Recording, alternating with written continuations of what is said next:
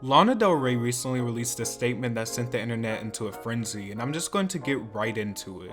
Now that Doja Cat, Ariana, Camila, Cardi B, Kalani, Nicki Minaj, and Beyonce have had number ones with songs about being sexy, wearing no clothes, fucking, cheating, etc., can I please go back to singing about being embodied, feeling beautiful, by being in love even if the relationship is not perfect, or dancing for money, or whatever I want without being crucified or saying that I'm glamorizing abuse? I'm fed up with female writers and alt singers saying that I glamorize abuse, when in reality I'm just a glamorous person, singing about the realities of what we are all now seeing are very prevalent emotionally abusive relationships all over the world.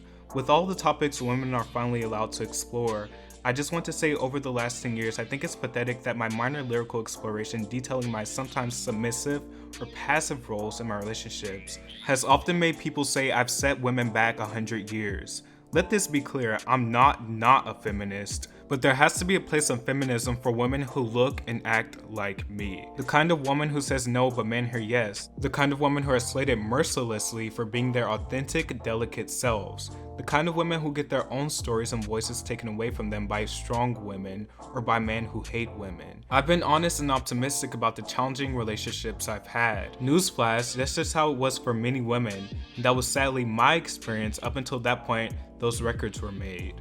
So I just want to say it's been a long 10 years of bullshit reviews up until recently, and I've learned a lot from them. But I also feel it really paved the way for other women to stop putting on a happy face, and just to be able to say whatever the hell they wanted to in their music. Unlike my experience, where if I expressed a note of sadness in my first two records, I was deemed literally hysterical, as though it was literally the 1920s. Now the first problem off the bat is Lana is not the first female artist to write about those subjects.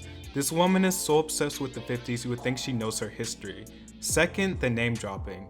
I feel like she could have gotten her point across without name dropping. She spoke from her personal experience, yes, but in the process she completely disregarded the other women's experiences she named, who have arguably had much worse criticism than her throughout their career. And she also grouped a lot of women in that category that don't even necessarily fit.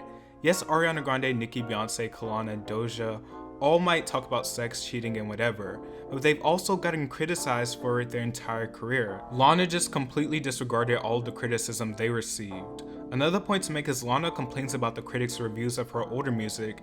My thing is, if you really love what you do, a critic shouldn't stop that. At the end of the day, you're an artist, and Born to Die in Ultraviolence were some of her most successful works.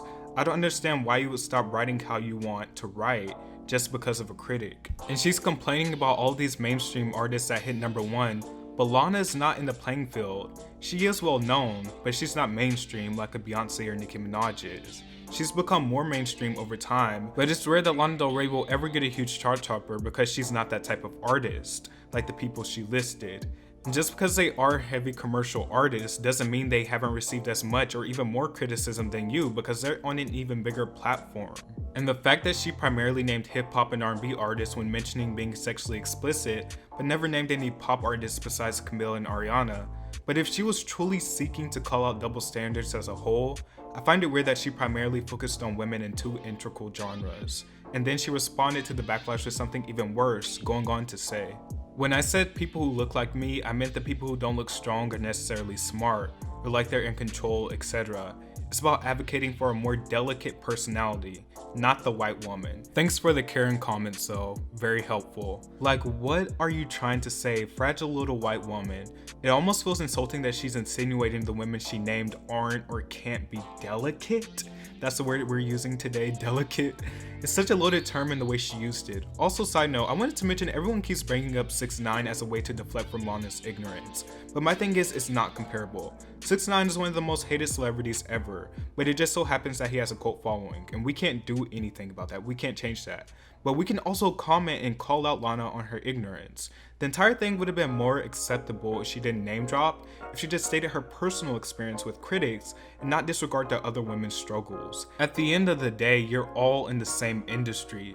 Lana is literally complaining about criticism she received for the music that made her famous. And I can understand the frustration. However, that doesn't mean that you're the only person that has experienced that. Many of the women she listed have experienced much worse, and I'm just going to leave it at that.